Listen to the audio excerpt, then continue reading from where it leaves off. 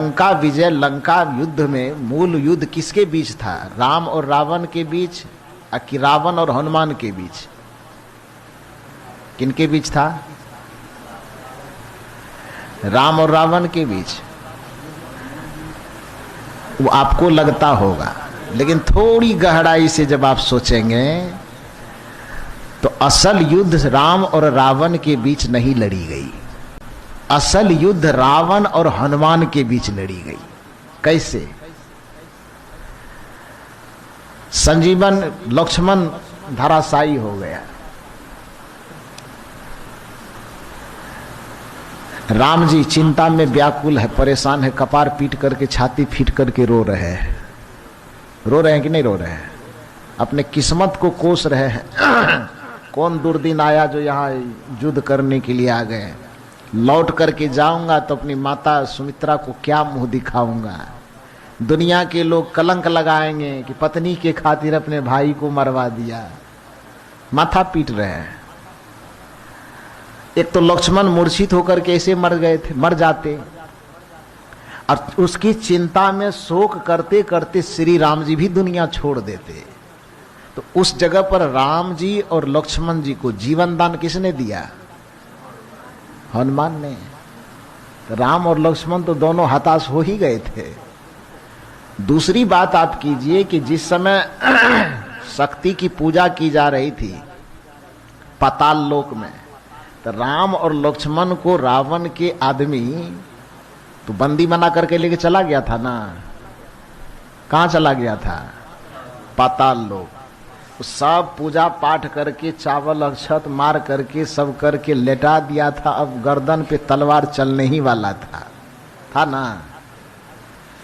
बस एक के बार में वृंदावन बिहारी लाल की लेटा दिया था, पत्थर और फूल पत्थर सब फेंक दिया था। तलवार जैसे ही ताना कि अब गर्दन उड़ेगा, कौन पहुंच जाता है वहां? और न पहुंचते तो युद्ध समाप्त था कि नहीं? जीतता कौन? राम जी की रावण। वहां पर किसने बचाया? हनुमान जी ने। तीसरा पॉइंट आइए कि जब युद्ध के समय में मेघनाद के द्वारा या किसके द्वारा नाग पास में जो बांधा, कौन बांधता है? मेघनाद ही बांधता है। हाँ, तो मेघनाद उसमें बांधा। उस समय गरुड़ जी को सूचना भेजनी थी, सूचना नहीं जाता तो आता कैसे? वो सूचना पहुंचाने का काम किसने किया? वो न आते तो क्या होता? जीतता रावण की राम? कौन जीतता? रावण जीतता, राम जी हार जाते। तो बार बार आपके हार को जीत में बदल करके फिर से आपको झंडा फहरवा दिया। ये काम किसने किया? तो राम और रावण का जो युद्ध दुनिया में प्रचलित, राम जी ने जीत हासिल की, लंका पर विजय पाई। असल वो देखने में तो यही लगता है कि राम रावण का युद्ध चल रहा है, लेकिन असली लड़ाई राम और रावण के बीच हुई ही नहीं। असली लड़ाई रावण और हनुमान के बीच में थी कि नहीं थी? आप कहेंगे कि नया नया कथा आप कहां से घुसाते हैं? नहीं, कथा तो वही है, केवल देखने का नजरिया अलग है। और जो नजरिया मैं आपको कह रहा हूं प्रमाण के साथ, आपको गलत लग रहा है क्या? ये गलत कैसे लगेगा? तो राम जी, जनता समझे कि ना समझे, लेकिन श्री राम जी इस बात को समझते थे कि असल में ये जो जीत मिली है दुनिया में, जो मेरा नाम बढ़ा है, मेरी प्रतिष्ठा बढ़ी है, वो हनुमान के कारण। तो इसलिए उनको भरत से भी ज्यादा प्रिय मानते थे, बड़ा सीने के करीब रखते थे। तुम मम प्रिय भरत ही सम भाई, कि तुम मुझे ऐसे प्रिय हो जैसे भरत मुझे प्रिय है। हनुमान जी के लिए शब्द प्रयोग हुआ है कि तुम मम प्रिय, कैसे? तो भरत ही सम भाई, भरत के समान तुम मेरे प्रिय हो। तो ऐसे प्रिय व्यक्ति के लिए राम जी ने सोचा कि उपहार दूं तो क्या दूं। तो अपने गले में जो सबसे कीमती हीरे का माला पहना हुआ था, वो क्या किया? वो हनुमान जी को दे दिया। हनुमान जी लिए, ले जाकर के एक कोने में बैठ गए। सिंहासन पर सीता जी भी साथ में बैठी हुई थी राम जी के साथ में। तो एक कोने में जाकर के बैठे, लेकिन उदास हो गए। उदास क्या हुए कि मन भगवान हमको भी इसी लायक समझे, हम तो साधु संत आदमी हैं, ये दुनियादारी के उपहार दुनियादारी वाले लोगों को देता, कि हमको ये दुनियादारी वाला उपहार काहे दे दिया। जैसे मैं यह चर्चा करता हूं कि और कोई यदि कृष्ण के पास जाते तो धन दौलत पद प्रतिष्ठा और कुछ मांगते, मीराबाई कृष्ण के पास गई, एक ही चीज मांगी, श्याम पिया मोरी रंग दे चुनरिया। कौन से रंग में? लाल न रंगाऊं मैं तो हरी न रंगाऊंगी। ये लाल नीला पीला हरा ये दुनियादारी का रंग है, ये वाला रंग नहीं चाहिए। कौन सा रंग चाहिए? लाल न रंगाऊं मैं तो हरी न रंगाऊंगी, अपने ही रंग में। श्याम का रंग कौन सा होगा? ये गुरु का रंग कौन सा होगा? एक भगवान का रंग कौन सा होगा? वो ज्ञान का रंग होगा, त्याग का रंग होगा, वैराग्य का रंग होगा, भक्ति का रंग होगा, सेवा का रंग होगा। मीराबाई कहती कि हम लोग जितना रंग जानते वो रंग मत दीजिए। कौन सा रंग दीजिए? अपने ही रंग में रंग दे चुनरिया, श्याम पिया मोरी रंग दे चुनरिया। तो जो असल भक्त होते हैं वो दुनियादारी वाला रंग नहीं चाहता है, वो गुरु का रंग चाहता है, वो ज्ञान भक्ति त्याग और वैराग्य का रंग चाहता है। तो हनुमान जी को सबसे कीमती हीरा जो राम जी खुद अपने गले में पहनते थे, वो हीरा का माला हनुमान जी को दे दिए। हनुमान जी को प्रसन्न होना चाहिए। यदि सांसारिक बुद्धि रहती तो प्रसन्न होता भी, लेकिन आध्यात्मिक बुद्धि होने के नाते राम जी हनुमान जी प्रसन्न नहीं हुए, उदास हो गए। और उदास होकर के गया एक कोने में बैठ गए। कोने में बैठ करके माला निकाले और एक एक ठो दाना तोड़ करके फोड़ने लगे। सीता जी बगल से देख रही थी। हालांकि हनुमान उन्हें भी प्रिय था, लेकिन ममता तू न गई मेरे मन से। ईर्ष्या, जब कोई प्रिय व्यक्ति होता है उस प्रिय व्यक्ति के करीबी हर कोई होना चाहता है।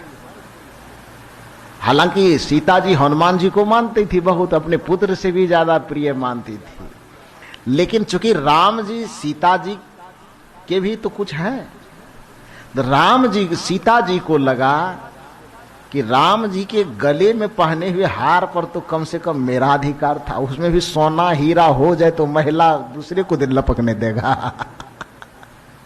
क्या होगा? वो नहीं, दूसरे के बारे में सोच भी नहीं सकती है।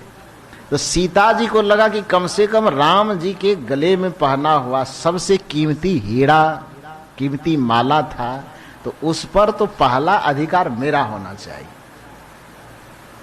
तो प्रसन्न होके मैं मुझको दे देना चाहिए, ये हनुमान जी को कैसे दे दिया?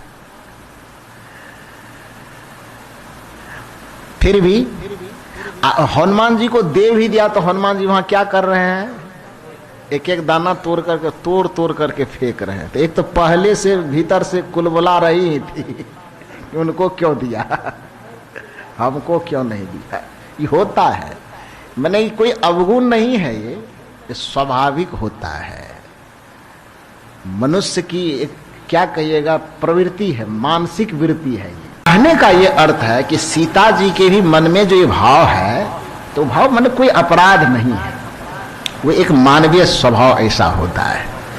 तो हनुमान जी के लिए तो ऐसा भाव सीता जी के मन में आया कि एक तो पहले से कि ये हीरा का माला जो था मुझे मिलना चाहिए, लेकिन मिल गया हनुमान जी को। तो एक तो पहले से कुल बुला रही है, और ऊपर से क्या मामला आ गया कि उसमें भी तोड़ करके फेंक रहे हैं। तो राम जी के बगल में सीता जी बैठे तो ऐसे कोहनी मार दी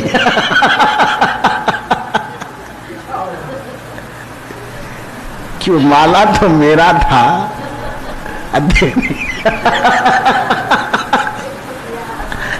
आप लोग क्यों हंसते हैं? आप लोग ये मत समझिए कि मेरा विभाग वो नहीं तो हम कुछ नहीं जानते आपके विभाग की भी जानकारी हमको है। इसलिए है कि आप लोगों के जैसे दिन रात आदमी से पाला तो पड़ता ही है ना, मुलाकात होती है, क्या होता है, बातचीत, वो तो सब समझते ही हैं। तो राम जी जो बगल में बैठे थे तो कोने से मारती और पूछती है उस माला पर अधिकार तो मेरा था, दे दिए उसको। अब देखिए क्या कर रहा है, तोड़ तोड़ करके फेंक रहा है। राम जी को भी लगा कि तो गद्दी पे लोग के बीच में बैठे दो चार कोहनी से ही काम चल रहा है। अब जब यहां से घर जाएंगे तो वहां कितना कोहनी लगेगा ये कहना मुश्किल है। तो राम जी का भी मुंह थोड़ा उदास हो गया, बड़ा गड़बड़ हो गया, माला बेकारे दे दिए। लेकिन जब सब माला को आखिर तोड़ करके फेंक ही रहा है तब राम जी से रहा नहीं गया। राम जी बोला कि हनुमान ये क्या कर रहे हो? तो हनुमान जी ने क्या कहा कि प्रभु मैं तो आपका भक्त हूं, आप मेरे भगवान हैं, मैं अखंड बाल ब्रह्मचारी हूं, साधु पुरुष हूं, सन्यासी हूं, ये दुनिया के लोग मानते हैं और मेरा स्वभाव भी वैसा ही है। तो दुनिया के कीमती से कीमती पदार्थ भी मेरे लिए कोई मायने नहीं रखता है, सब बराबर है। मन लागो मेरो यार फकीरी में, जो सुख पायो राम भजन में सो सुख नाही, अमीरी में भला बुरा सबका सुन लीजिए, कर गुजरान गरीबी में, हाथ में तुम्बी बगल में सोटा चारों दिशा, जगीरी में मन लागो मेरो यार फकीरी में। तो हनुमान जी कहते कि हम फकीर आदमी हैं, जो भी चीज मिलता है वो भगवान मिले तो ठीक है, भगवान न मिले तो सब बेकार। तो कहते हीरा को कर क्या रहे हो? कहा बस इसको फोड़ फोड़ करके देख रहे हैं कि इसमें मेरा परमात्मा, मेरा ईश्वर, मेरा भगवान है कि नहीं है। यदि है तब तो ठीक है, और यदि नहीं है तो आपके दृष्टि में यह हीरा होगा, मेरे दृष्टि में धूल के बराबर है, इसको मैं फेंक रहा हूं, इसका कोई महत्व नहीं।